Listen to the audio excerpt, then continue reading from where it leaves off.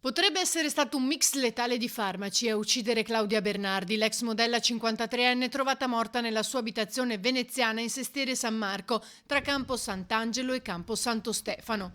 È stato il Papa Paolo, ex ispettore doganale in pensione, a chiamare la polizia, non sentendo la figlia da giorni e non riuscendo a entrare in casa perché privo delle chiavi. La porta infatti era chiusa dall'interno.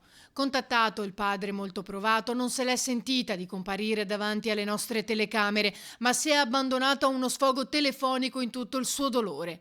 Ho visto molto affetto nei confronti di Claudia, ha detto, erano in molti a volerle bene. Lei ha avuto una vita travagliata, prosegue, ma era una persona buona e generosa. Quando gli agenti della polizia lagunare sono entrati in casa aiutati dai vigili del fuoco, il corpo di Claudia, mamma di un diciottenne, era a terra.